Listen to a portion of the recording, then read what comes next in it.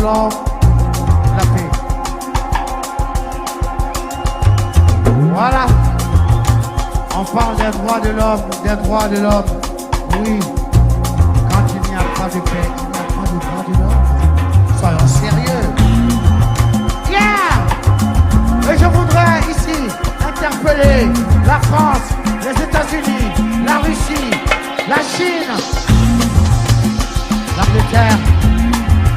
Ils sont les 5 membres permanents du Conseil de sécurité des Nations Unies. C'est eux qui doivent amener la paix. Mais malheureusement, ce sont les 5 qui sont les plus grands marchands d'armes sur la terre.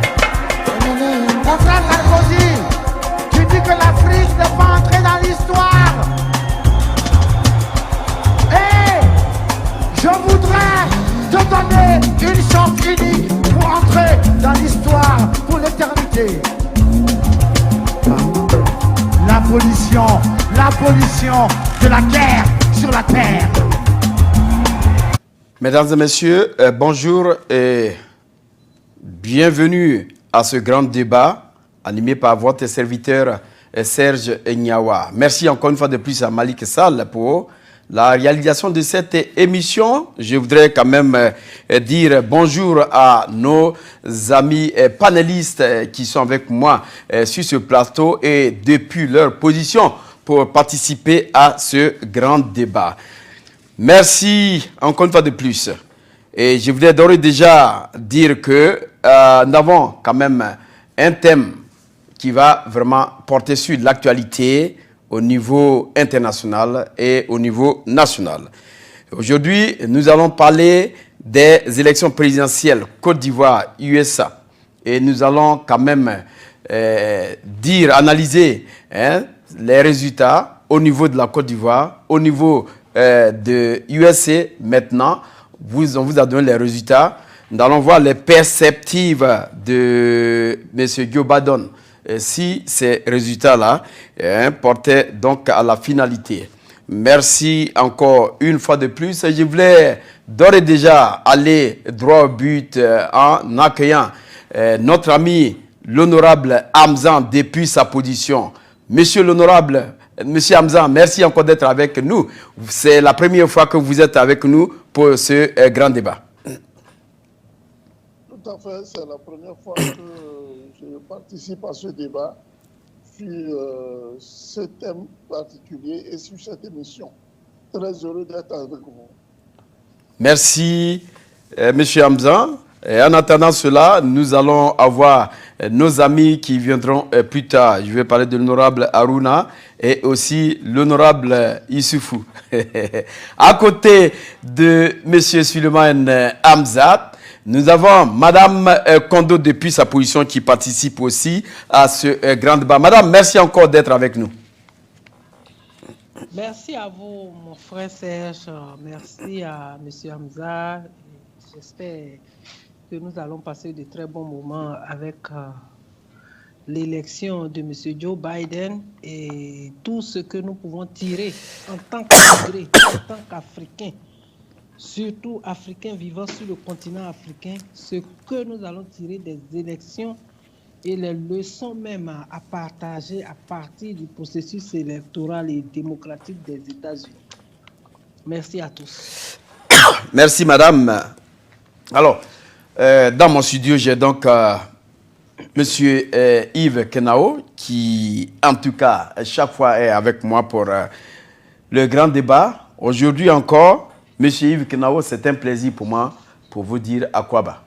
Voilà, merci beaucoup à toi, Serge Nyawa. Et je suis très heureux d'être avec toi encore une fois pour informer l'opinion africaine sur tout ce qui se passe dans le monde.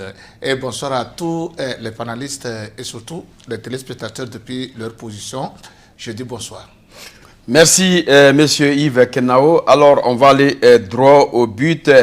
Nous allons quand même passer un petit moment au niveau de la Côte d'Ivoire en analysant les élections présidentielles de ce pays depuis un certain moment. Vous n'êtes pas sans savoir que monsieur Ouattara a été réélu président de la Côte d'Ivoire. Alors, Je vais d'abord commencer, aller du côté de M. Hamza. Alors, M. Hamza Suleiman, comment est-ce que vous analysez, quelles sont vos analyses vis-à-vis des résultats, sinon de l'élection de M. Ouattara à la tête de la Côte d'Ivoire? Un troisième mandat d'ailleurs. Déjà, il faudra remonter, n'est-ce pas, au référendum qui a permis de réviser cette constitution. Le cas du référendum s'est fait dans des conditions assez ténébreuses. Il en est sorti une constitution qui n'autorisait pas le président, d'après les experts, même qui ont écrit cette constitution, qui n'autorisait pas le président à participer ou à être candidat de nouveau à la magistrature suprême. Il s'avère que nous constatons que, je peux interpréter ça comme étant pas le fait du hasard. Le président ayant positionné un dauphin qui malheureusement a été rappelé à Dieu, s'est retrouvé avec un plateau vide, sans candidat. Et il s'auto-proclame lui-même candidat, en guillemets, parce que la population ou le peuple ivoirien lui aurait demandé, lequel peuple n'a pas été consulté pour ça. Et nous en arrivons de fond en comble à des remue-ménages qui poussent vers une élection, une parodie d'élection, je l'appelle comme ça, qui a eu lieu, je crois, c'était au mois d'octobre. Non, le 1er novembre, je crois. Voilà, les résultats sont ce qu'ils sont. Il n'y a pas eu d'élection pour nous. Il faut être clair sur le sujet. Et si on peut parler de réélection, je pense que comparé à ce que nous voyons dans la première démocratie mondiale, celle des États-Unis, il a suffi quelques minutes seulement que le président Joe Biden ait été déclaré vainqueur pour que les messages de félicitations pleuvent depuis. Malheureusement, dans le cadre de la Côte d'Ivoire, on se rend compte qu'il n'y avait pas un moustique qui a appelé pour le féliciter. Je dis bien un moustique. Donc, ça vous dit que la communauté internationale n'est pas dupe de tout ce qui s'est passé en Côte d'Ivoire. Mais nous déplorons ici les morts, les enlèvements, les actes de séquestration de leaders du CNT. Et cela, le débat en cours nous permettra d'élucider un certain nombre de points et de mettre la lumière un peu dans les ténèbres.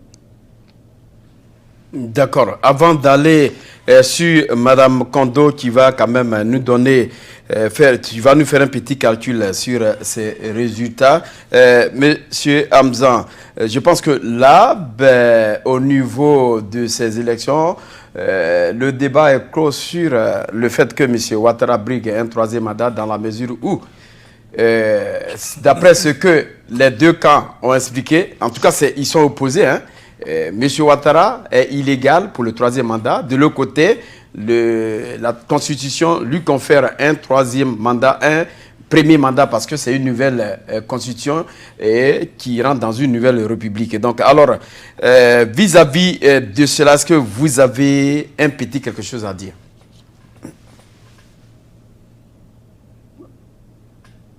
Je pense que la parole m'est toujours adressée. Oui. Si tel est le cas, je ne pense pas, puisque l'opposition a toujours refusé que la Constitution ne permet pas au président Ouattara de se représenter. Les experts qui ont écrit ces textes-là, eux-mêmes ont prouvé, eux-mêmes devant l'Assemblée nationale, que le président Ouattara ne pouvait pas se présenter une troisième fois. Maintenant, les prétextes du fait que le très respecté Premier ministre Gon Coulibaly soit rappelé à Dieu, ce prétexte-là ne pourrait pas servir d'alibi à un homme de son gabarit pour se prétendre candidat au vu et au su de cette constitution qui en réalité n'était pas une nouvelle république. il s'agissait d'un certain nombre de lois selon ce que nous ont vendu leurs experts. Un certain nombre de lois qui ont été révisées et qui ont permis que le climat politique soit au moins ouvert. Parce qu'on a connu par le passé des crises, la crise de 2010-2011, qui malheureusement a poussé à cette guerre qui a fait 3000 morts, et nous ne sommes pas prêts à retourner encore dans ce vacarme. Donc il va falloir que, du point de vue panafricain, tous ceux qui sont des constitutionnalistes, et je n'en suis pas un, puissent se lever et refuser cette forfaiture. Parce qu'il est inadmissible que le chef d'État de son rang, et Dieu seul sait qui n'est pas le seul, puisse se permettre tout le temps de chercher à tripatouiller notre constitution. Si vous refusez de respecter les lois, n'est-ce pas, de la République, c'est engager la République vers une boîte de Pandore. Et si la boîte de Pandore, la boîte de Pandore est ouverte, on pousse à la catastrophe. Donc, il va falloir que le président Ouattara revienne à lui-même et se rende compte que le forcing qu'il est en train de faire à la tête de la Côte d'Ivoire va sûrement plonger le pays dans une nouvelle crise qui sera fatale. D'accord. Merci, Monsieur Hamza, pour cette belle contribution. Alors, Madame Kondo, la Côte d'Ivoire vient quand même, sinon je dirais que en Côte d'Ivoire, le président M. Ouattara a été réélu à 80, je pense 18%. Alors, Madame Kondo, prenez un peu les résultats. Comment est-ce que vous les analysez et quelles sont les perspectives d'action que vous pouvez amener les Ivoiriens à quand même apprendre? Merci, M. Serge Nyanyawa, et merci à tous mes amis panélistes et tous les téléspectateurs qui nous regardent et qui nous écoutent. Je dirais que M. Serge a fait un peu monter ma tension. En ce sens que ça fait la deuxième fois qu'il répète que M. Alassane Dramane Ouattara a été élu. M. Serge, il n'y a pas eu élection. Qu'on arrête cette façon de parler. Il n'y a pas eu élection. Il y a eu une parodie d'élection. Il n'y a pas eu élection. Ça, les gens doivent être clairs là-dessus. Et on n'a qu'à accepter de reconnaître ce fait-là. M. Ouattara n'a pas été élu. On a vu des images que nous avons même eu à envoyer aux organisations internationales, à la communauté internationale pour les interpeller. Et ces documents-là sont datés. C'est-à-dire ce sont des documents que nous avons reçus avant même le vendredi, c'est-à-dire la veille. Il y a des documents reçus depuis le lundi avant la journée de samedi où le vote devait avoir lieu. Où on a vu des gens dans les résidences, par exemple, de Mme Goudou Raymond, où on remplissait des enveloppes. Chez le représentant RDR, RHDP d'Abobo, on remplissait des enveloppes. Chez certains, au niveau d'Odiéné, même à Abidjan, M. Serge, on a fait partie tous ces documents-là, aux chancelleries, à tous les pays. J'ai même fait une vidéo où j'ai exhorté tous les Ivoiriens, tout ce que vous avez reçu comme image concernant ces fraudes préélectorales, le bourrage des urnes et toutes ces urnes-là qui étaient convoyées par les milices de M. Alassane Dramane Ouattara et la police et la gendarmerie, nous avons documenté tout ça et qu'on a envoyé à la communauté internationale. Quand on vous prend, on a toujours parlé de fraude. Regardez aujourd'hui les élections américaines. M. Donald Trump dit que ce n'est pas fini, mais parce qu'il a des preuves de ce qu'il avance, qu'il a des preuves qu'il y a eu fraude. Chez nous, on n'a plus que des preuves, on a des vidéos. M. Donald Trump n'a pas de documents vidéo, mais il a des statistiques. C'est sur ça qu'il parle. Chez nous, on a des vidéos, on a même des agents CIA, visage découvert, dans les résidences de certains ministres RDR, RHDP, des membres du gouvernement, où se faisait le bourrage des urnes. Alors, M. Serge, vivant dans un pays comme les États-Unis, c'est grave qu'on avance qu'il y a eu réélection de M. Alassane Dramane Ouattara. À partir de ce fait-là, M. Alassane Dramane Ouattara est en train d'utiliser non seulement la violence, les irrégularités que lui-même il a entretenues dans ce processus. Et même si nous revenons au fait que certains qui défendent le RDR, RHDP trouvent que M. Alassane Dramane Ouattara a le droit de se présenter parce que c'est le premier mandat de la Troisième République, je voudrais au passage les interpeller, puis d'ailleurs même leur demander quand est-ce qu'il y a eu la fin de la Deuxième République.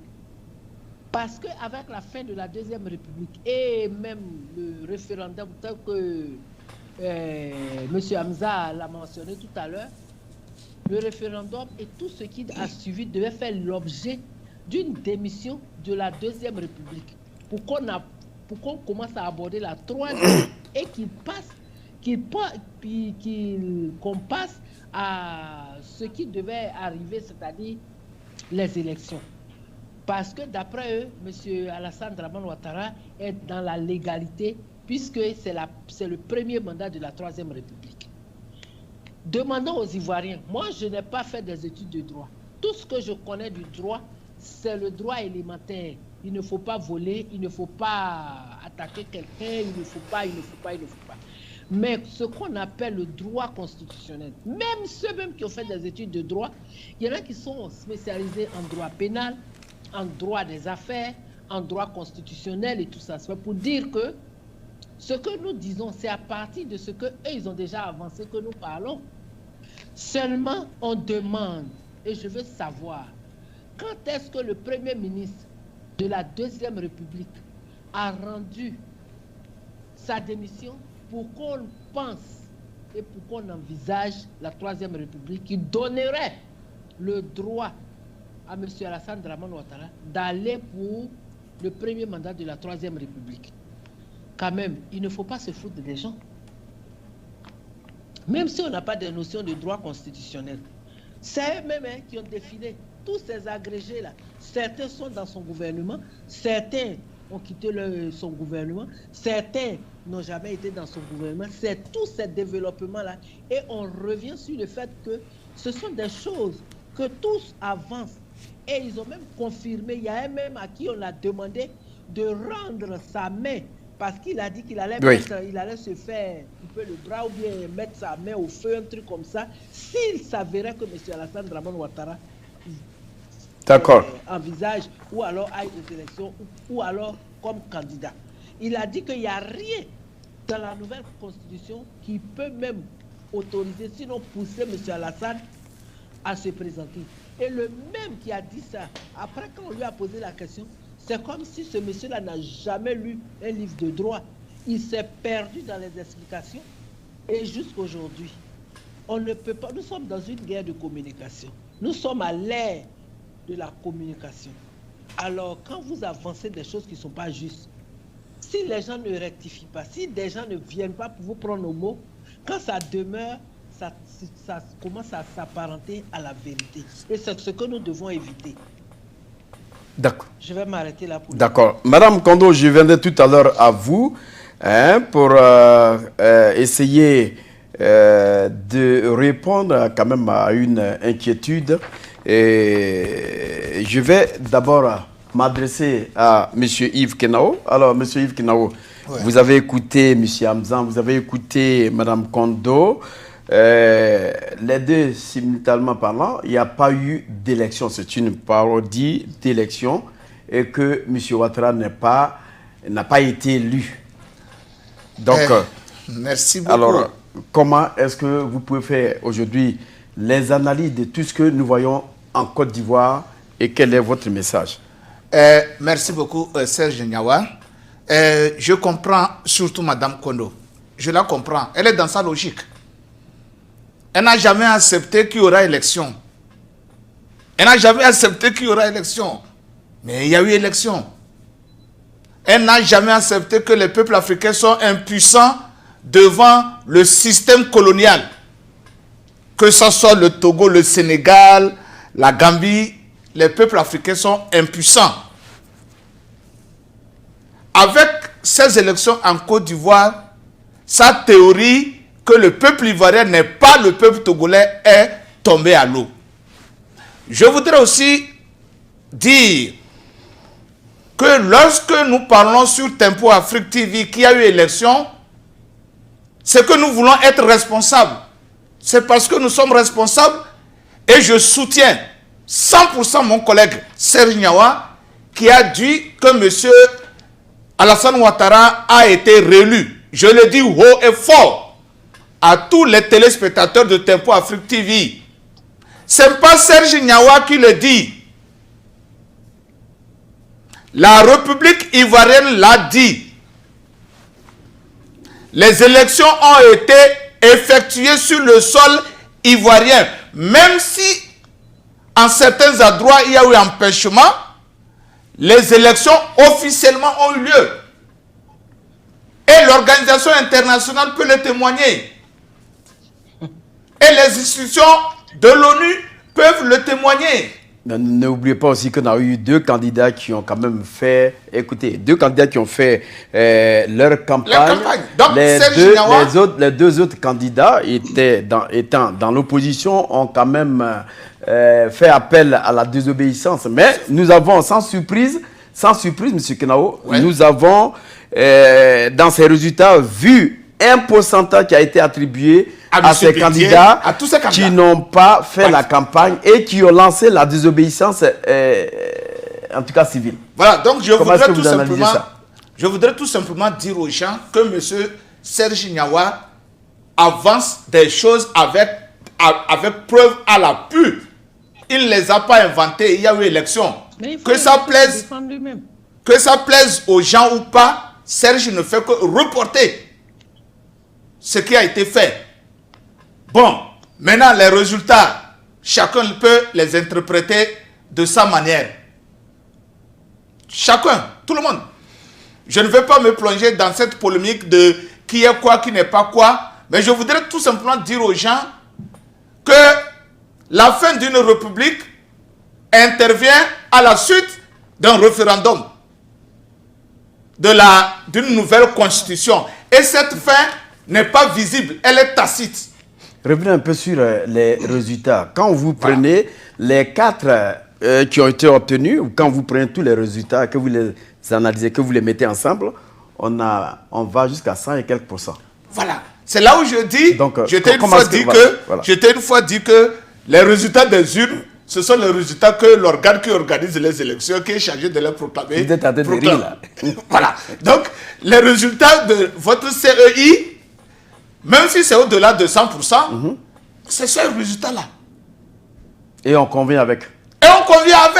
Puisque quelque part, il n'y a pas une force pour amener le gouvernement ivoirien à revenir sur ça.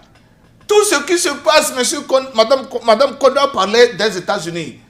Les États-Unis, c'est parce qu'il y a une force qui peut s'opposer à Donald Trump. Mais quelle est la force qui s'oppose à Ouattara en Côte d'Ivoire? Il n'y a pas. Il n'y a pas. Donc c'est pour vous dire que le cas de la Côte d'Ivoire, je sais que l'opposition en Côte d'Ivoire ne souhaiterait pas ou ne voudrait pas entendre parler qu'il y a eu une réélection de M. Ouattara. Je regrette. En tant que média, Serge Gnawa ne peut pas dire le contraire. Je m'arrête là. D'accord, merci M. Kenao. Madame Kondo, est-ce que vous voulez rebondir? Mais je voulais qu'on retienne un peu. Quand je parle du fait que M. Ouattara a été réélu, c'est selon la CEI qui a quand même proclamé ces résultats. Nous les avons vus, en tout cas, sur les médias ivoiriens. Ils ont dit que c'est M. Ouattara qui a été élu président. Donc, il a été réélu. Madame Kondo, est-ce que vous voulez rebondir? Mais vous voulez que la CEI dise quoi? Qu'est-ce que vous voulez que la CEI dise? La CEI est à connotation RDR, RHCP. La CEI, c'est comme le caleçon de M. Alassane Dramane Ouattara. Alors, qu'est-ce que vous voulez que la CEI dise? La CEI va abonder dans le même sens que M. Ouattara. La CEI ne peut pas dire autre chose que ce que M. Ouattara souhaite et pense. D'ailleurs, cette dame, Madame Henriette Lagou, que M. Ouattara même a choisi comme étant de la société civile, mon œil, Madame Henriette Lagou a dit qu'elle est membre du RHDP. C'est celle-là que vous choisissez comme société civile. La société civile doit vous proposer qui elle a choisi. Mais ce n'est pas à vous de choisir celui ou celle qui doit représenter la société civile. Ça, c'est un. Deux, M. Ouattara choisit quelqu'un, il dit que c'est celui-là qui va conduire l'opposition, qui représente l'opposition. On a vu, depuis 2010, il a choisi M. Afi N'Guessan. Ça, c'est deux. Troisièmement, la CEI qui compte 540 personnes. Il y a 520 qui viennent, qui sortent des tiroirs de M. Ouattara et il y a 20%, plutôt il y a 20 membres qui sont destinés à l'opposition, qui sont réservés pour l'opposition. Mais vous aussi. Et puis je dirais à M. Yves Kenaou, M. Nyawa a dit quelque chose, laissez M. Nyawa se défendre lui-même. Ce n'est pas à vous de défendre M. Nyawa que si M. Serge Nyawa dit ça, c'est parce que laissez-le, il n'a qu'à nous donner lui-même ses arguments à partir de ce qu'il aura présenté comme fait ou bien que chiffre. Effectivement, justement, quand on envoie des militaires togolais à Abidjan pour mater les gens, quand on envoie des mercenaires libériens pour mater les gens, c'est normal qu'on dise qu'il n'y a pas de gens en face. Seulement, voilà, nous prenons acte du fait que le président libérien s'est impliqué dans ce qui se passe en Côte d'Ivoire, que le président togolais s'est impliqué dans ce qui se passe en Côte d'Ivoire. Nous prenons acte, nous prenons fait. Et ils l'ont fait en oubliant ou alors en ne prenant pas en considération les ressortissants, leurs citoyens qui vivent sur l'étendue de la Côte d'Ivoire. Quand j'ai parlé du problème de la présidence du Conseil national de transition et que la France exigeait, voulait à tout prix que cette présidence-là soit attribuée à M. Thiam, j'ai dit que non, nous ne sommes pas dans une crise économique. Parce que d'après ce qu'ils disent de M. Thiam, c'est un technocrate. Nous ne sommes pas, et je répète, nous ne sommes pas dans une crise économique pour avoir recours à des experts économiques pour nous aider à redresser la situation. Nous sommes dans une crise politique.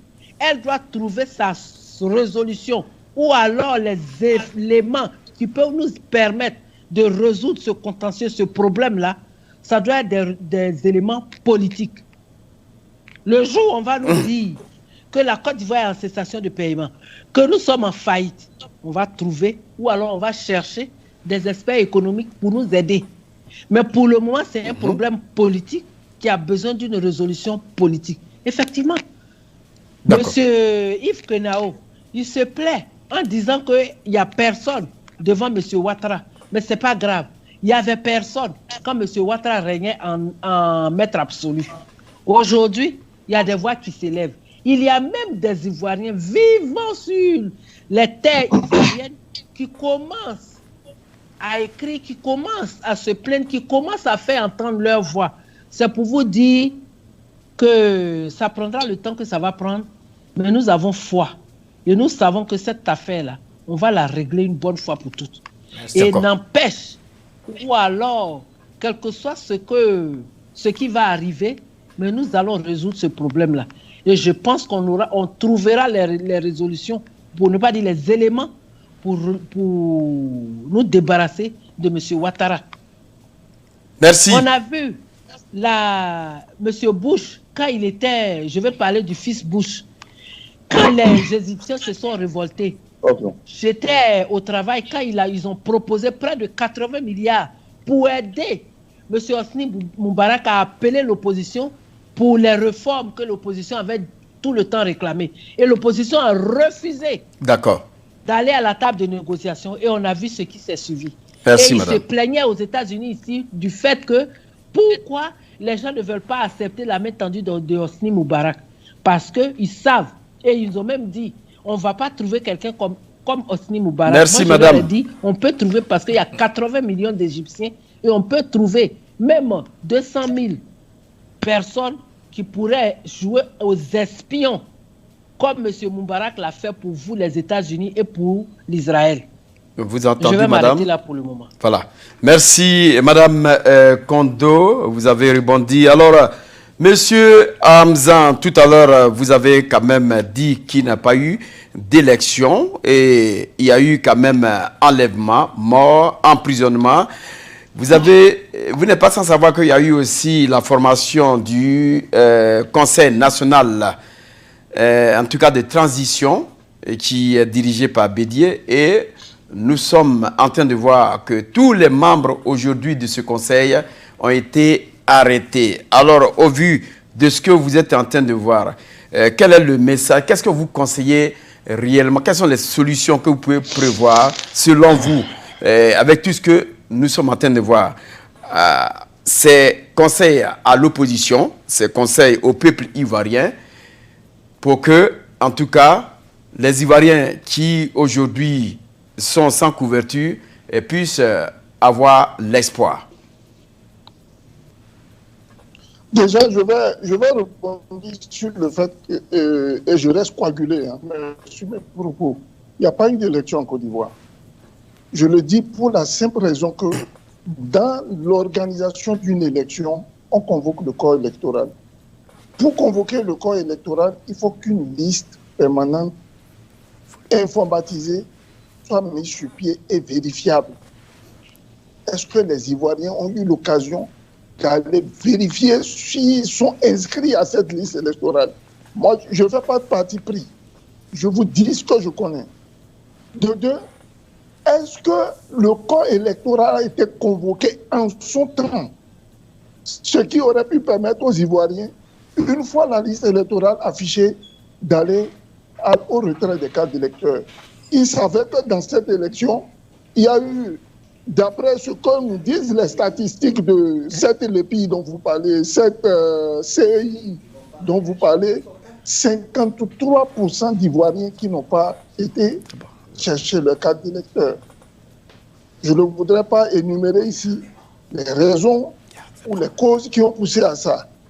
Ces trois faits-là énumérés, en plus du fait qu'il y a eu le jour de ce jour-là que vous appelez jour d'élection, il y a eu des protestations où, disons, les 2/3 du pays ont été pris d'assaut par les populations, les routes ont été barricadées, les urnes ont été empêchées d'arriver au centre de vote, où on s'est retrouvé avec des urnes acheminées dans des commissariats.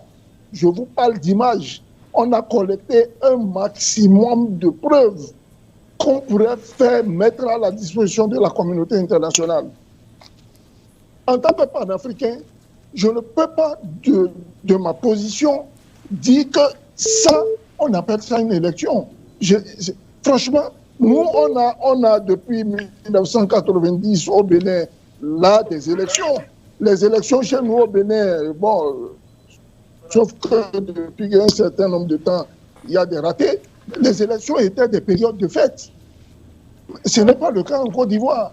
À chaque fois qu'il y a une élection, il faut qu'il y ait des tripatouillages. Il faut que certains se refusent à respecter les lois de la République. Les tripatouilleurs même. Il y a mal donne. Il y a un problème qui se pose. Ouais, si vous finissez, je vais participer aussi. Tel que vous l'avez dit. Je voudrais remonter... Oui, monsieur l'auditeur, attendez. Hein. Allez-y, monsieur Hamza. Monsieur l'auditeur, je passerai tout à l'heure à vous. Monsieur Hamza, essayez de rechuter, allez-y. Allô? Je voudrais rebondir sur la nouvelle République. Bon, monsieur Hamza, monsieur Hamza, monsieur Hamza, je vais vous accorder quelques minutes, mais on va prendre l'auditeur qui est un peu pressé. Allô? Tout à fait, allez-y. Oui, oui, je sais. Oui, allô? Oui, allô? Je vous ai écouté avec beaucoup d'attention sur le débat spécifique de la Côte d'Ivoire, en l'occurrence les élections du 31 octobre. Alors... Allô? Madame, patientez-vous. Allô? Allô? J'ai deux auditeurs en ligne. Je veux finir avec le monsieur. Je peux continuer? Monsieur, continuez. Madame, attendez. D'accord, ok. Ouais, je dois dire que on doit retourner à nos fondamentaux. Retournons aux fondamentaux. Vous savez, ce qui fait la force des grands pays qu'on appelle les pays occidentaux, c'est pas parce qu'ils n'ont pas connu le désert ou bien n'ont pas connu le malheur ou bien n'ont pas connu une histoire sombre de leur histoire. Oui, ils l'ont connu. Ce qui fait la force d'un pays, c'est bel et bien sa constitution. La constitution d'un pays, c'est quelque chose de fondamental. C'est un pilier à tout. Et c'est même sur ces textes, de ces régimes, de ces constitutions, qu'un pays fonctionne de manière globale. Parce que ce sont des écritures, c'est des textes qu'on s'est donnés. Essayez de résumer un peu tout ce que vous êtes en train de dire, monsieur l'auditeur. Résumez tout ce que vous êtes en train de dire parce qu'on a 2 personnes en ligne. Donc, je n'ai même pas encore commencé, j'ai même fait moins d'1 minute. Allez-y, 1 minute, allez-y. Ce que je veux dire, mais pour développer mon plan, ce n'est pas quand même 1 minute. Vous aviez quand même donné... Allez-y, monsieur, allez-y, on vous écoute. Minutes à mes prédécesseurs. Donc, alors ce que je voulais dire, c'est qu'il n'y a vraiment pas eu d'élection en Côte d'Ivoire parce qu'il y a eu 12 000 bureaux de vote où les gens ne sont pas partis voter. Mais mieux, quand on a fait la proclamation de cette soi-disant élection qui a été pipée et volée de manière et de façon illégale, il y a un monsieur qui est venu à la télévision qui a dit à Sima Diali qu'il y avait 26 000 inscrits et 29 000 sont venus voter. Quelle aberration. À partir de là, nous considérons qu'il n'y a pas eu d'élection. Et puis, l'article, le code électoral de la Constitution ivoirienne dit quoi concrètement? L'article 53 et son code 55 dit on ne peut être président à 2 fois et à 2 reprises. Pas plus que ça. Nous sommes dans un système présidentiel de 5 ans. 5 ans. À partir de là, Alassane Dramane Ouattara, le dictateur, n'avait plus le droit de poser sa candidature. Et voilà où se cause le problème. Donc tout ce qu'il est en train de faire en Côte d'Ivoire, c'est illégal. D'accord. La grande majorité du peuple ivoirien ne le reconnaît pas en tant qu'Ivoirien. Non, pardon, en tant que président. Voilà. Et puis, même mieux, quand vous regardez notre code, son ministre même l'a dit, Cissé Bakongo, il a dit qu'Alassane Dramane Ouattara, c'est strictement interdit pour lui de briguer pour un 3e mandat. Les preuves sont là. Elles sont raboussables tout le temps. Son ministre de la Justice, Sansan Kabilé, l'a dit ouvertement, publiquement, devant la nation, devant tout le monde. Donc on ne peut pas remettre cela en cause.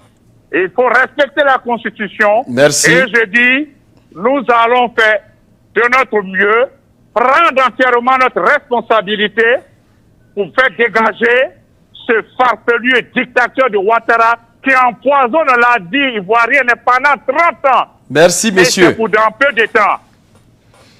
Merci, monsieur l'auditeur. Hein, on vous a saisi. Est-ce que j'ai madame en ligne? Allô, madame? Il y avait une auditrice qui était en ligne. Est-ce qu'elle est avec nous encore? Allô, madame? Madame, essayez d'ajuster votre micro pour qu'on puisse vous attendre. Oui, je suis toujours... Oui, madame? On vous attend, hein? Allô? Oui, on vous attend, madame. On vous écoute. Bonjour, bonjour, monsieur. Oui, vous appelez d'où? Comment vous appelez? Je suis madame Gouelou, j'appelle de Paris. Paris, allez-y, madame. D'accord. Voilà, moi je voudrais intervenir pour dire quand même ma sidération. Je ne sais pas si vous m'entendez bien. Madame, on vous attend 5-5, allez-y. Je m'appelle madame Gouelou Marie-Jeannette. J'appelle de Paris. Voilà. Bon, madame, de Paris. madame, oui. Essayez de couper le volume de votre ordinateur ou bien télévision, parce qu'il y a un retour.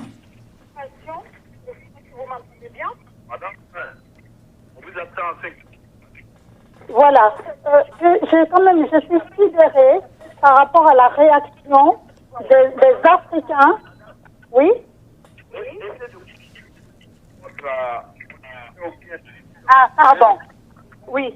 Vous m'entendez? Madame, on vous attend maintenant, donc allez-y. Oui. Donc, je disais que je suis sidérée face à la réaction des Africains qui interviennent sur des chaînes sur cette élection en Côte d'Ivoire. Le combat que mène la Côte d'Ivoire aujourd'hui, c'est un combat... Oui, je parle. C'est un combat de toute l'Afrique. Madame... C'est un combat de toute l'Afrique. Madame, écoutez-moi. J'entends des gens dire qu'il y a eu des élections en Côte d'Ivoire. En Côte d'Ivoire, il n'y a pas eu d'élection. À partir du moment où le droit dit que M. Ouattara n'a pas le droit de se présenter, il ne peut pas se présenter. Donc, même s'il a fait voter, c'est un combat de toute l'Afrique. Madame, vous vous écoutez en même temps. Essayez de diminuer le volume de votre ordinateur, bien télévision. Alors, attendez. Oui, coupez carrément le volume. Ça y est, j'ai enlevé le volume. D'accord. Maintenant, on peut être avec vous. Allez-y, madame. Voilà. Je disais que je suis quand même sidérée de la réaction des Africains qui interviennent sur ce genre d'émission pour dire que les autres candidats n'ont pas voté, ne se sont pas présentés et que M. Ouattara a été voté à 94%. M. Ouattara ne peut pas avoir été voté à 94% parce que le droit ne lui permet pas d'organiser des élections. Ce n'est pas un candidat qui était amené à se présenter. Donc il n'y a pas eu d'élection en Côte d'Ivoire parce que sa candidature n'était pas validée. Ce sens qu'il viole une certaine constitution. D'accord. Donc, s'ils violent la Constitution, les Africains qui viennent s'asseoir, je ne sais pas, le monsieur, il y a un monsieur qui est intervenu tout à l'heure, il est encore à l'émission, j'ai oublié son nom, je n'ai pas retenu, mais en tout cas, quand on dit que Alassane a été voté à 94%, c'est une honte. Le combat de la Côte d'Ivoire est un combat de libération des mains du colon. Nous sommes dans une situation de néocolonialisme. Nous sommes dans une situation de néocolonialisme. Le combat que mène la Côte d'Ivoire, c'est un combat de toute l'Afrique.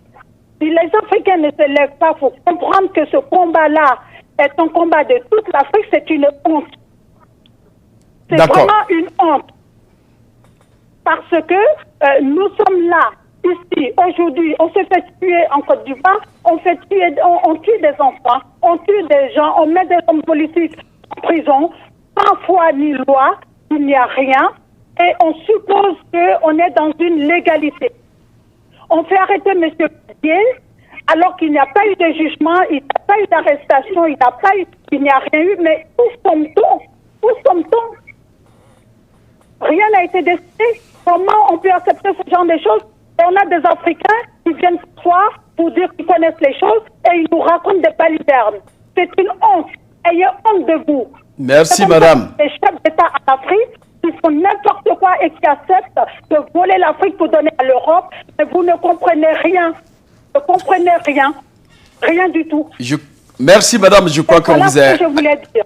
Et puis, je m'en excuse si je suis énervée, mais c'est vraiment une honte de savoir que les Africains ne se sentent pas concernés par le combat que mène la Côte d'Ivoire aujourd'hui. Alassane Ouattara est là, est un préfet de la France, qui vole de l'argent pour donner à la France. Merci, madame. Même quand la France ne le valide pas. Voilà. Madame, merci encore une fois de plus. Hein. Je pense que c'est une Ivoirienne qui appelle. Elle a le cœur maîtris. Il faut forcément la laisser, en tout cas, d'aller jusqu'au bout de ses idées. Merci encore, madame, depuis Paris. Je vous en prie. Voilà, merci, hein, merci. Alors, monsieur Hamza, je pense que vous avez entendu les deux auditeurs. Vous étiez en train de faire un développement et puis je vous ai coupé. Je vous laisse encore continuer. cri de patriotisme. J'appelle ça être une patriote. Parce que revendiquer à ce ton-là, ce qui ne va pas dans son pays est absolument de son droit. Je voudrais continuer sur, parlant de la Nouvelle République. J'ai entendu M. Kemayo dire que la Nouvelle République est souvent annoncée à l'issue d'un référendum. Non, le référendum peut se produire. En fait, le référendum, c'est quoi? C'est juste une consultation du peuple par rapport à un problème qui est certainement d'un certain niveau politique. Donc, on peut consulter le peuple parce que peut-être le président il est malade, il n'est plus en possibilité de gouverner. On peut consulter le peuple parce qu'on veut revoir la loi fondamentale, c'est-à-dire la Constitution. On peut consulter le peuple sur des problèmes liés, par exemple, à la chefferie traditionnelle, etc., etc. Bon, dans le cas de la Côte d'Ivoire, ce référendum-là n'a pas été annoncé aux Ivoiriens comme étant un référendum qui poussait à la Troisième République. Ça n'a pas été dit de manière claire. Il faut pas, ne jouons pas à la politique politicienne. Moi, je suis pragmatique dans ce que je fais. Le deuxième point, mais quelle est la force qui s'oppose à Ouattara? Mais quand vous avez les armes, vous avez les hommes que vous avez formés vous-même à grand frère pour faire votre politique. Mais il est normal que vous n'ayez personne en face. Mais vous allez être surpris de constater que depuis quelques jours, il y a une force qui se met en place, qui est nommée le CNT, et qui est en train de vouloir se battre pour faire recouvrir, n'est-ce pas, aux Ivoiriens la légalité constitutionnelle, le droit de vivre dans son pays. Parce que ce régime-là a fait mettre en dehors du territoire ivoirien. Je ne le suis pas, je ne suis pas ivoirien, mais je suis panafricain. Ce qui concerne la Côte d'Ivoire me concerne, parce que si la Côte d'Ivoire... Monsieur Hamza, Monsieur Hamza, je suis dans 2 minutes, s'il vous plaît, c'est important. Oui, je voulais compléter ce que vous êtes en train de dire, vous allez continuer. Il a aujourd'hui le CNT qui se met en place. Mais quel est ce régime qui se dit démocratique, dans lequel il n'y a pas d'opposition, où on embrigade les membres de l'opposition, on va jusqu'à les enfermer parce qu'ils revendiquent un droit, et qu'ils décident par exemple de former une coalition ou aller contre ce que fait le pouvoir, on les embrigade. Et mieux, le leader de cette opposition, qui se veut le président Henri Konan Bédié, qui n'est pas un responsable politique des moindres, se fait embrigader chez lui. On va même jusqu'à lui interdire des visites. Je veux nommer la visite qu'a voulu lui rendre le roi de... Les chefs traditionnels, hein. Mais c'est un manque de respect déjà aux traditions et aux coutumes du pays que de faire refouler. En quoi ça empêcherait le régime ivoirien de permettre à ce roi-là d'avoir accès au président Bédié, quitte à mettre des gens autour de la table et de les écouter? Ça ne gêne rien. Donc ce régime-là n'est pas un régime qui veut la paix. Je suis désolé de le dire comme ça, mais c'est la réalité. En ce qui concerne le choix des institutions, mais la CI, c'est du Ouattara, mais peint en couleur d'or. Vous prenez n'importe quelle institution du pays, mais c'est... Madame, Monsieur Hamza, s'il vous plaît, c'est important. Ne prenez pas ce débat. D'accord, allez-y. Si vous prenez les institutions, il y a un chanteur ivoirien qui a chanté. Si ce n'est pas les Koulibaly, les Mamadou, ceci, il n'y a pas de Kona, il n'y a pas de machin, etc. Ouais. Il faut que les Africains, dans leur ensemble, et passant la Côte d'Ivoire, les politiques de la Côte d'Ivoire, puissent apprendre à gouverner la cité dans la paix. Ouais. Et parlant pour revenir à ce qu'a dit Mme Kounan, parlant du technocrate Bontin qu'on essaye d'immiscer dans cette affaire-là, soi-disant parce qu'il est du PDCI, la Côte d'Ivoire aujourd'hui n'a pas besoin d'un technocrate économique, j'allais dire, pour venir à la tête et devenir président. La Côte d'Ivoire est un pays riche qui repose, mais ils sont premiers sur tous les plans. Ils sont premiers. Et ça, c'est pas du temps de Ouattara. C'est depuis le temps de Houphouët-Boigny que la Côte d'Ivoire était toujours comme ça. Vous prenez la guerre qui a eu lieu entre le président Gbagbo et les rebelles. Pendant les 10 ans, je ne vois pas un fonctionnaire ivoirien qui a dit qu'il n'a pas touché son salaire. Laurent Gbagbo avait l'un des meilleurs ministres de l'économie et des finances. De loin, nous approuvons ça. Et les Ivoiriens ont été payés à date. Pour chuter, enfin. Je voudrais que nous faisons ce débat avec beaucoup plus de retenue. De retenue en ce sens-là que quand vous n'arrivez pas à aller planter votre bulletin dans l'isoloir, dans l'urne, j'allais dire, et que les voix n'ont pas été décomptées de manière légale, que la communauté internationale, en particulier ceux qui sont représentants, je ne sais pas, de telle ou telle institution pour la surveillance des élections, n'ont pas pu approuver à 100% le déroulement de cette élection-là, et qu'on va chercher quelques quartiers d'Abidjan ou en périphérie, là, et dire voilà, le vote a eu lieu. Mais je suis désolé de le dire. Je ne suis pas fier de cette Côte d'Ivoire-là que je connais. Je ne suis pas fier du tout. Et si nous laissons passer ça, je suis désolé. Ah ben écoutez, quand la case du voisin brûle, commencez pas à préparer la vôtre. Parce que ça va devenir un cas d'école. Où c'est que ce qui se fait ailleurs, comme ça a été le cas en Guinée, a chuté sur la Côte d'Ivoire, ça va quitter la Côte d'Ivoire, ça va certainement venir au Bénin et ailleurs. Oui, justement, je vous poserai une question sur le Bénin tout à l'heure. Voilà. Tous ceux qui se veulent patriotes et qui savent que les lois que nous nous sommes données, nous devons les respecter. Ils devaient contribuer à arrêter cette mascarade. D'accord. Merci, Monsieur Hamza. On va revenir tout à l'heure à vous. Monsieur, il voulait chuter parce qu'on a quelqu'un. Voilà. Je voulais... Est-ce qu'on peut prendre la personne qui est en ligne, comme ça vous pouvez répondre rapidement? Oui, on va finir. Patientez-vous, monsieur Yves Kenao. Monsieur ou madame l'auditrice, madame l'auditeur, monsieur l'auditeur. Allô? Oui, on a un auditeur. Oui, monsieur, bonjour. Oui, bonsoir, monsieur. Oui, je vous en prie. On vous écoute. Bien. Mon nom, c'est Richard. J'appelle de New York. Voilà. Mon inquiétude ou bien, je me sens frustré en moi-même quand j'entends les Africains aujourd'hui crier que toute l'Afrique n'a qu'à se lever contre Alassane Ouattara en Côte d'Ivoire. Tout ceci a commencé par le Togo. Qu'est-ce que les Africains ont dit? Ils se sont tus.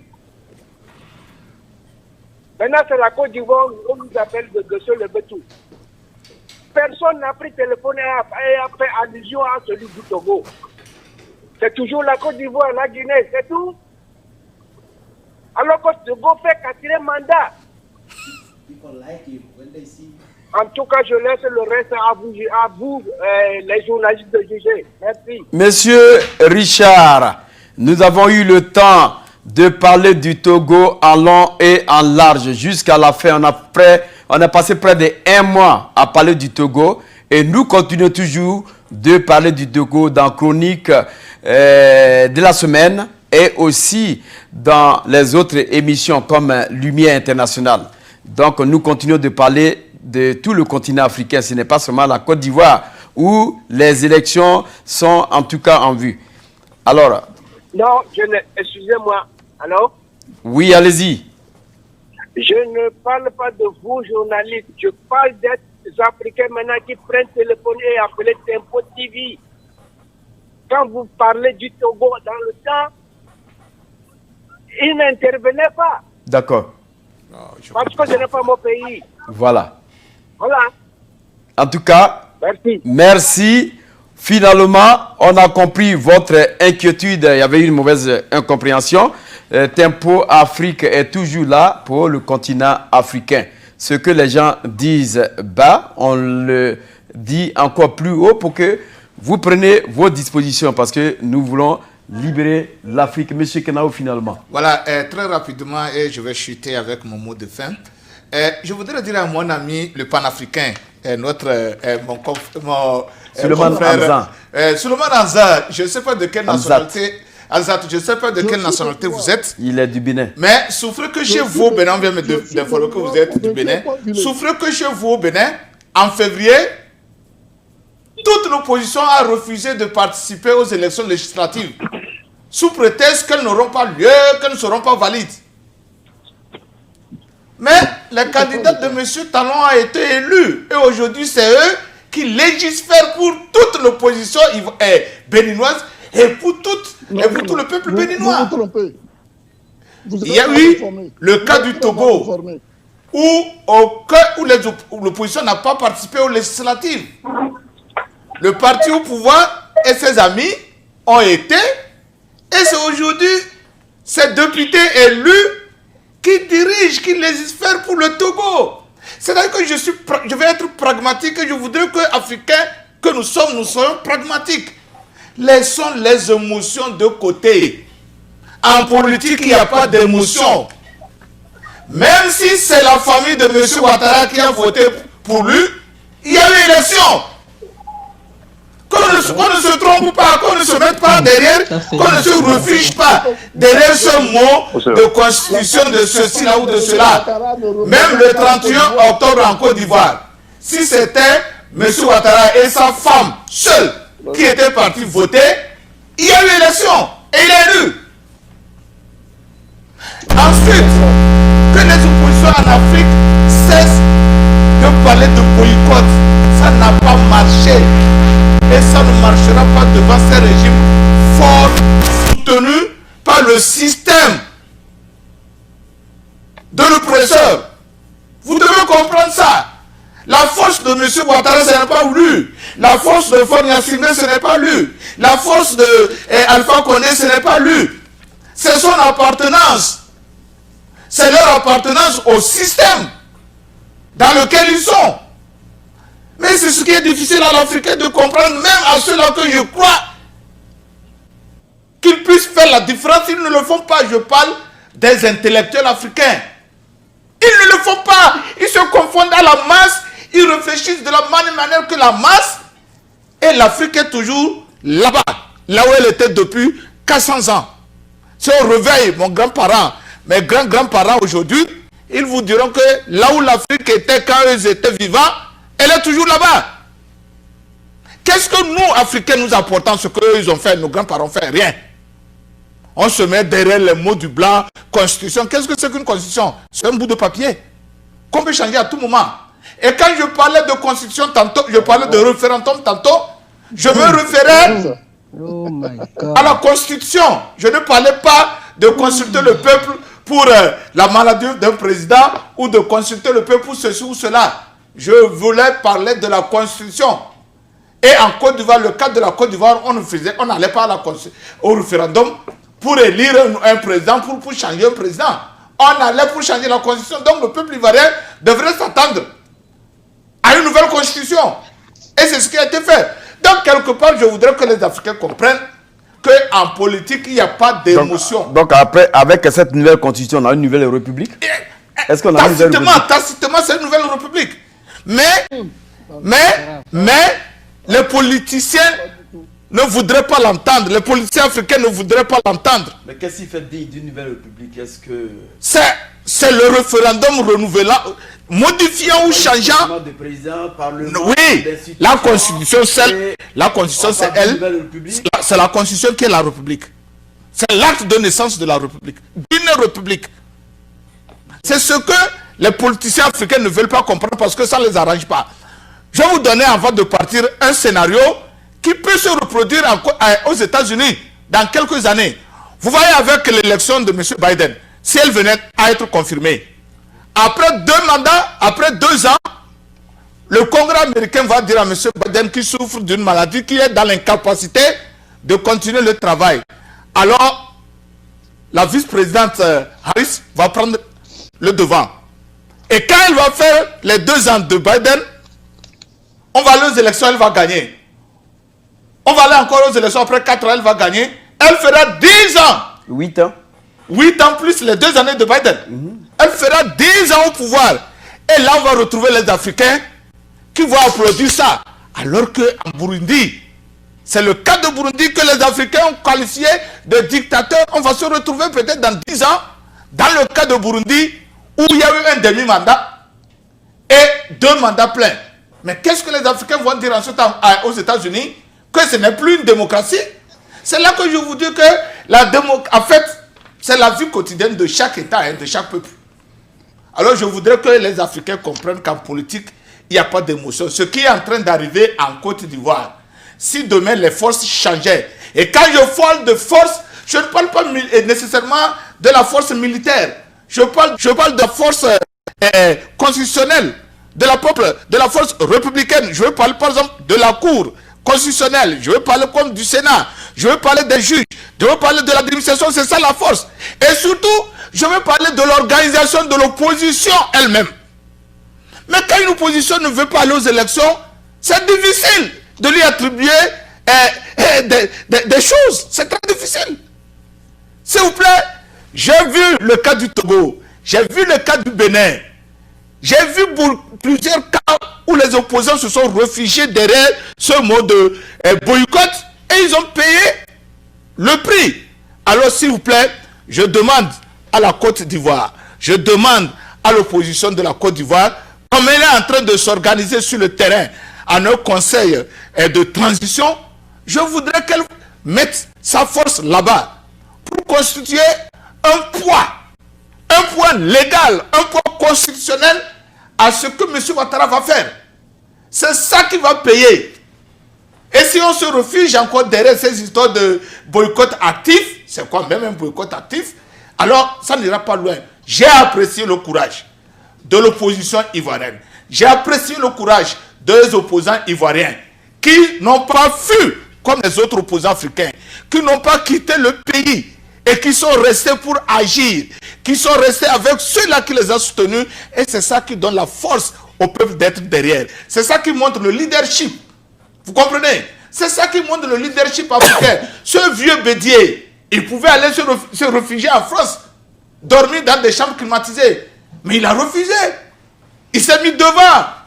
On est venu l'arrêter.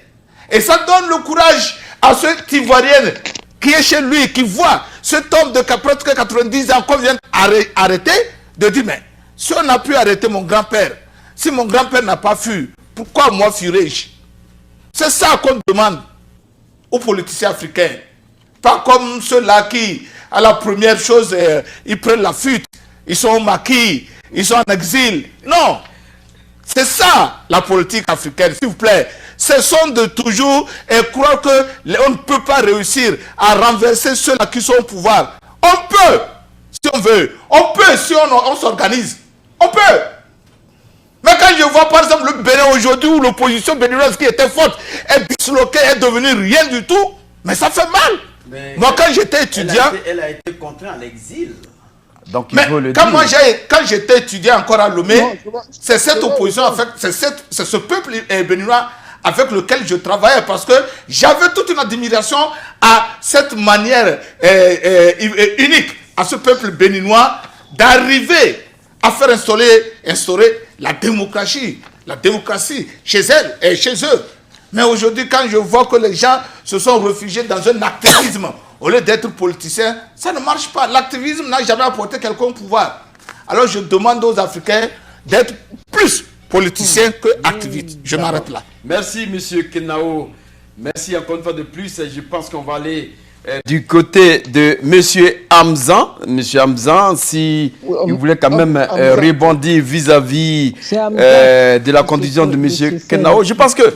Non, c'est Mme Kondo dans un premier temps. On va passer à Mme Kondo dans un premier temps avant d'aller vers M. Hamzan. Mme Kondo, est-ce que vous voulez réagir? Et en même temps, on va fermer le relais sur la Côte d'Ivoire après. Interrompu et indexé. Donc je voudrais déjà commencer par dire que l'opposition béninoise n'a jamais fait un boycott. L'opposition béninoise a été exclue. L'opposition béninoise a été exclue. Et de quelle manière il lui a été imposé un quitus fiscal? Lequel quitus fiscal, n'est-ce pas, n'apparaît pas dans la loi électorale. Donc on ne peut pas venir dire à un homme aussi averti que moi que l'opposition béninoise a refusé de participer aux élections. L'opposition béninoise ne demande qu'à participer aux élections. Les élections que nous avons devant nous en 2001, mais actuellement, il y a des problèmes du fait de l'exclusion de certains partis politiques. Je prends pour nom un nom de parti politique. Je prends, comment ils appellent ça, le parti dirigé par M. Éric Rouleté, qui est le parti de la résistance, au sein duquel converge un certain nombre de forces. Mais ça fait des mois qu'ils n'arrêtent pas de faire des allers-retours au niveau du ministère de l'Intérieur pour qu'on leur accorde au moins l'autorisation d'exister en tant que parti. Pourquoi refuse-t-on la compétition? Et vous venez ici nous dire que les partis de l'opposition au Bénin refusent la compétition. Non, écoutez, je voudrais que vous réinformez mieux dans ce genre de choses. Le deuxième point, mais vous dites qu'on peut changer la Constitution à tout moment. Mais c'est grave ce que vous dites. La Constitution, ce n'est pas une loi. Vous venez de le dire vous-même. C'est la République. C'est la manière de faire fonctionner la République qui est retranscrit dans le document que nous appelons Constitution. N'importe qui ne pourrait pas se lever et la changer. Et c'est en cela que je salue ici, de ma position, le président Jerry Rawlings, qui, au cours de son deuxième coup d'État, où il a terminé son pouvoir, il disait: nous mettrons ensemble une constitution telle que, même si le diable venait s'asseoir sur le fauteuil présidentiel ghanéen, il n'aura pas les manœuvres pour diriger à tout va le Ghana. Et vous voyez aujourd'hui, le Ghana reste l'une des meilleures républiques en matière de démocratie dans la sous-région. Maintenant, pour le cadre légal dans lequel vous voulez que le CNT se batte, mais quand le CNT ne demande qu'à exister pour faire face au pouvoir. Pardon? D'accord. Quand le CNT ne demande qu'à exister pour faire face au pouvoir de M. Ouattara, et que vous remarquez, vous et moi, qu'on envoie des soldats, on enlève Afin Guessan même, il est introuvable. Ces avocats ont fait le tour de tous les commissariats d'Abidjan et de la banlieue. Ils ont parcouru toutes les morts. En tout cas, la procédure légale pour retrouver quelqu'un, il est inexistant. Et je profite de votre micro ici, de ce plateau, pour demander à la communauté internationale de réclamer en bonne santé, en vie, le président Afin Guessan. Nous voulons le voir. S'il est caché dans un commissariat, qu'on nous le produise, qu'on le retrouve. Parce que de leur côté, ils n'accepteront pas que les membres du CNT aillent enlever un ministre et aillent l'enfermer. Donc, force doit rester à la loi. Et le régime Ouattara n'est pas au-dessus de la loi. Vous voyez combien de fois ils violent leur constitution, ils violent leur loi, ils violent le comportement social. Ils amènent le pays à aller dans la dérive. Et ça, ce n'est pas bon pour la démocratie, ce n'est pas bon pour le développement.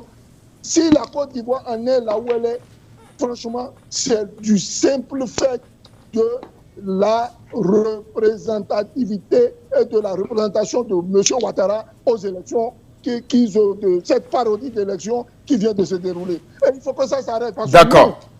Au niveau panafricain, les troisièmes mandats, nous n'en voulons pas. Les tripatouillages de constitution, nous n'en voulons plus. Si ça continue comme ça, ils vont pousser les populations à l'insurrection. Nous ne poussons pas à l'insurrection. Nous sommes un membre de la non-violence. Merci, M. Hamza.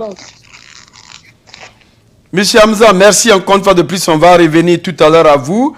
Madame Kando, patientez-vous. Je vais vous donner la parole, mais on va prendre l'auditeur qui est en ligne. Vous allez noter quand même ce que l'auditeur va dire et vous allez aussi chuter sur, en tout cas, la contribution de M. Kenao. Allô, est-ce qu'il y a un auditeur en ligne? Allô?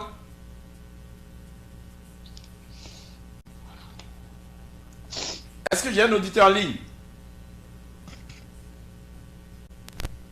Si l'autre part, tu veux me brancher. Allô? Oui, allô? Oui, je pense que on vous attend. Hein? Ouais, comment vous appelez et puis d'où vous appelez? Oui, moi c'est Polo. Ben, je dois dire, j'ai écouté M. Enza. Je dois rectifier quelque chose ici par rapport au président Bédié. Oui, parlez plus fort. Je dis, je dois rectifier ici quelque chose ici par rapport au président Bédié. M. Enza a dit qu'il était aux arrêts. Non. Non, je n'ai pas dit ça. Je n'ai jamais dit ça. Non, il n'a pas dit qu'il est aux arrêts. Hein? C'est les membres de la CNT qui ont été mis aux arrêts, mais pas Bédié. Je n'ai pas parlé du président Bédié. Donc, allez, poursuivez. Ok.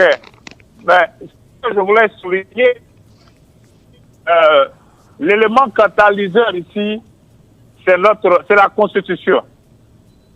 Et donc, tout ce que M. Ouattara fait, c'est de façon et de manière illégale. En bon dictateur. Et je dis tout simplement que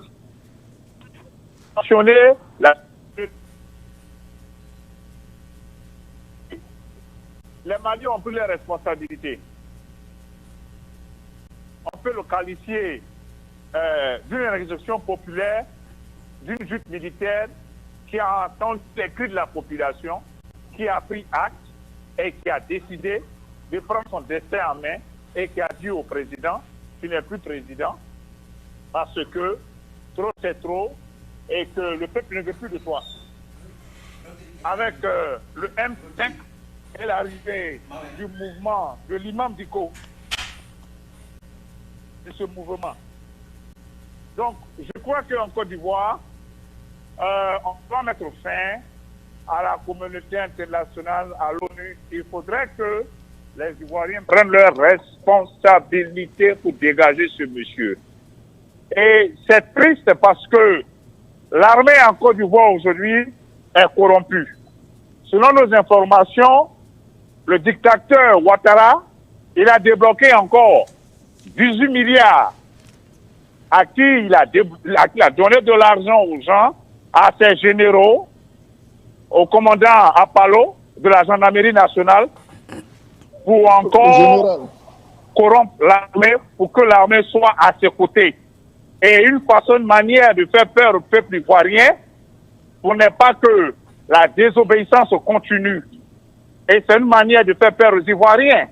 Parce que tant qu'il est là, que les gens marchent, lui, ça lui gêne. Donc, alors, il faut corrompre l'armée. Et puis, s'il y a des marches, on va jeter encore des bombes lacrymogènes sur eux. Et puis, on va essayer encore de tuer les gens qui sont en train de marcher. D'accord. Et ces marches-là, ce sont des marches pacifiques. Les microbes, aujourd'hui, se permettent d'arriver dans la résidence des leaders un peu partout, en train de macheter les gens. On a vu chez le président Bédié, à Toumaudi, à Yamsokro, ils ont macheté des gens, ils ont même macheté deux jeunes hommes sénégalais et on les a balancés dans le lac. C'est inconcevable, c'est inadmissible ce qui se passe. Ce qu'il faut retenir, c'est que faut jamais compter sur ces occidentaux-là, parce que c'est des gens qui ne pensent qu'à leur intérêt. C'est pour ça que j'ai donné. D'accord, merci. Hein? Et je crois que aujourd'hui, la Côte d'Ivoire est face à son destin.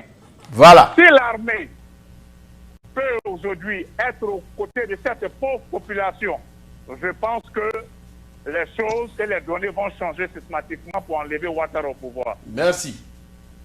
Je vous en prie.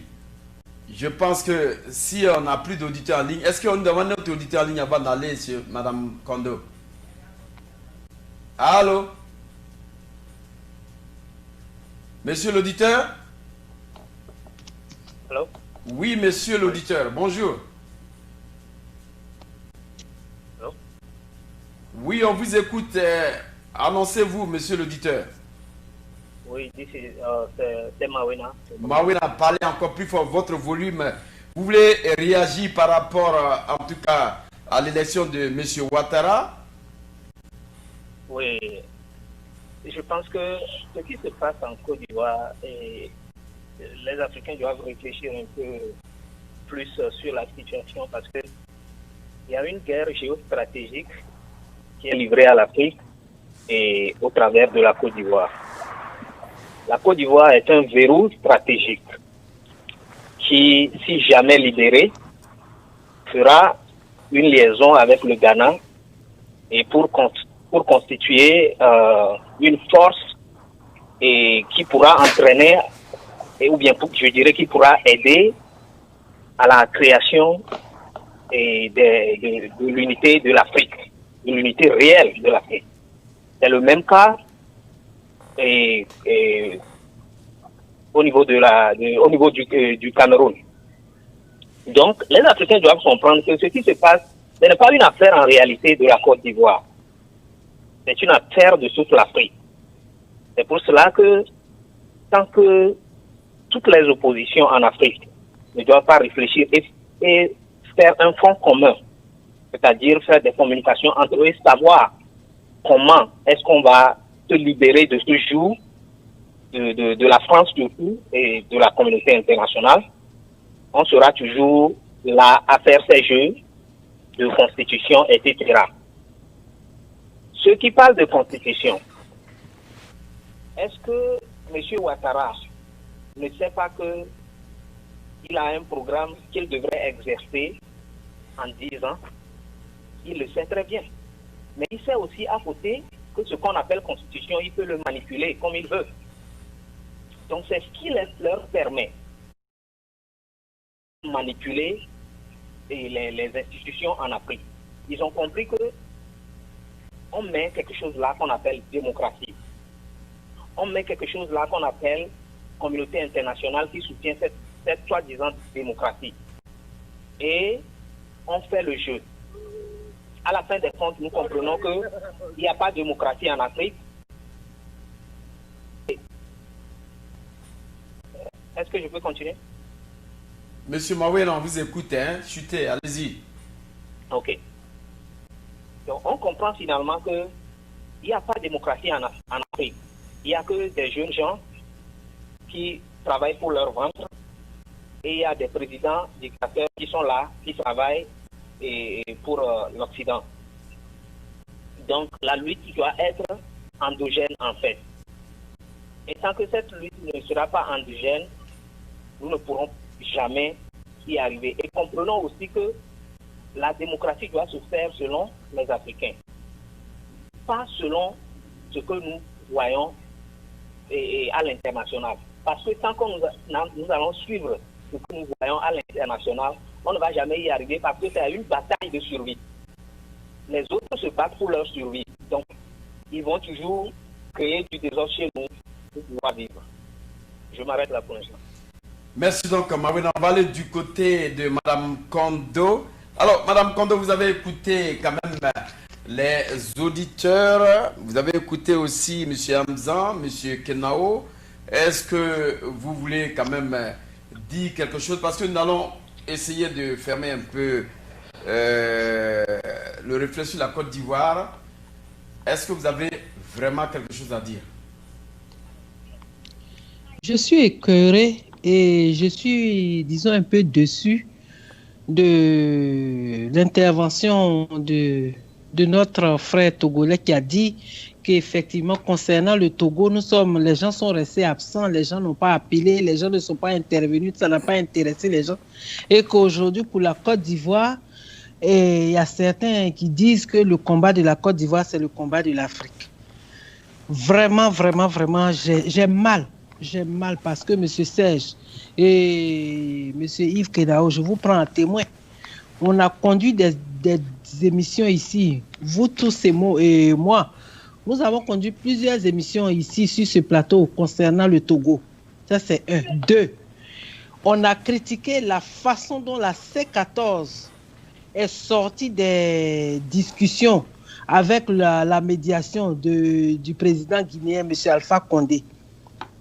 Je suis choqué, surtout très déçu de ce que ce monsieur a dit parce que je voudrais quand même qu'il aille vers la coalition qui s'était formée quand on a dit qu'il fallait qu'on appelle non seulement les Togolais, mais tous les Africains, surtout de la diaspora américaine, pour intervenir et supporter de façon financière la coalition de Monseigneur Kodro. Et moi, je ne suis pas togolaise. Je ne suis pas mariée à un Togolais. Je n'ai pas d'enfant togolais. Seulement, il peut aller les voir. Je suis obligée de le dire parce que je suis choquée. Et ça me fait très mal. Et vous avez cotisé, madame. Vous avez cotisé. Je vous dis qu'effectivement, moi, j'ai eu à contribuer à raison de 100 dollars. 100 dollars, ça fait plus de 50 000 francs. Je l'ai fait pourquoi? Parce que j'estime que le combat dans lequel l'opposition togolaise s'est installée contre le 4e mandat de M. Faure, c'est le combat de toute l'Afrique et c'est nous aussi notre combat en tant que citoyens ivoiriens. Je n'étais pas obligé de le faire. J'ai parcouru les salles, j'ai parcouru les paliers de mon boulot en train de parler aux Togolais qui travaillent avec moi, infirmières, techniciens de radiologie, techniciens de surface, à leur dire qu'on a une émission. Je leur ai donné le lien. Il faut suivre l'émission. Il faudrait que vous vous inspirez et vous vous engagez à supporter ce que Monseigneur Kodro a commencé à faire dans votre pays. Il y a des gens qui me disent, ils vivent aux États-Unis. Une infirmière, elle a au moins 3 000 $ chaque 2 semaines. Et des gens qui m'ont dit, oh, tu sais, ceux-là, ils ne vont jamais changer. Il faut les laisser comme ça, on ne peut pas perdre le temps avec eux. Mais je leur ai dit, c'est décevant. Alors, celui qui le dit là, il a contribué, combien il a donné? Et s'il a donné, est-ce qu'il a eu à engager des actes de façon à ramener, sinon sensibiliser, non seulement les Togolais, mais les Africains qui vivent aux États-Unis? Comment nous pouvons supporter ce genre de mouvement pour pouvoir renverser la vapeur et rétablir, pour ne pas dire restaurer, des pays de droit. Pour que les libertés et pour que les droits même du citoyen togolais soient respectés. Tous les partis politiques au sein de la C14 sont allés rencontrer le président Condé pour sa médiation, mais ils sont posés, le président Condé, avec la collaboration et puis le complotage de M. Faure, se sont installés dans des discussions autour des législatives, ce qui n'était pas normal. Les législatives au Togo et un peu partout dans les pays francophones, même les anglophones, on sait que c'est chaque 5 ans. Ça, c'est indiscutable. On ne devait pas laisser, la C14 ne devait pas quitter le Togo pour aller en Guinée pour parler des législatives. Ça, c'est acquis. On n'a pas de... Il s'agit du 4e mandat de M. Faure. Et M. Faure s'est retrouvé le dos au mur. Le peuple togolais, pour ne pas dire l'opposition togolaise, n'a pas saisi cette opportunité-là pour continuer à attiser le feu pour que l'eau soit plus bouillante et puis ramener les choses dans l'ordre. Quand il dit qu'aujourd'hui, on trouve que c'est le combat de la Côte d'Ivoire, c'est le combat de toute l'Afrique, et que lui, il s'inscrit en faux vis-à-vis de ça, vraiment, je suis désolé. Maintenant, si c'est comme ça, il veut prendre la chose, de toute façon, on va se retrouver encore, que Dieu nous aide, qu'on se retrouve encore dans 5 ans. Et on verra. Il va voir que l'engouement que j'ai eu cette année, aux côtés de l'opposition togolaise, je vous dis ouvertement que je ne l'aurai pas. Et personne ne peut me pousser à le faire. Au lieu qu'il s'installe dans ce genre d'ascension, à partir de ce moment jusqu'à aujourd'hui, qu'est-ce qu'il fait? Qu'est-ce qu'il fait? D'accord. Qu'ils ne disent pas que nous n'avons pas supporté l'opposition togolaise. Qu'ils ne disent pas aussi que c'est parce que ça s'est passé comme ça, vous appelez. Il n'est pas obligé de supporter la lutte que nous avons engagée en Côte d'Ivoire contre M. Ouattara, contre le système France-Afrique, contre la domination des pays occidentaux. Il n'est pas obligé. La preuve, il y a des Ivoiriens même qui sont carrément hors de ce combat. On ne leur tranche pas la tête, on ne leur en veut pas. C'est le choix qu'ils ont fait, on respecte leur choix. Et lui aussi, il peut se mettre dans ça, mais qu'il ne vienne pas ici pour avancer des choses qui ne sont pas justes. D'accord. Je vous prends tous à témoin. Vous savez comment on a travaillé à supporter la C14, comment on a travaillé à supporter le Monseigneur Kodro, comment on a travaillé à supporter le docteur Agbeyome. Moi, dès que j'ai envoyé l'argent net, il m'a répondu. Mais j'ai été surprise. En moins de 5 minutes, il m'a dit merci. Mais ce monsieur-là, il raconte quoi? On n'a qu'à arrêter ce genre d'intervention. Nous sommes là, il s'agit de l'Afrique. On doit comprendre que quand on a touché à un Africain, on a touché nous tous. Mais si vous voulez continuer à dire oui, c'est comme ça, on n'a pas fait ceci, on n'a pas fait cela, ok, retirez-vous. D'accord. Je vais m'arrêter là pour le moment.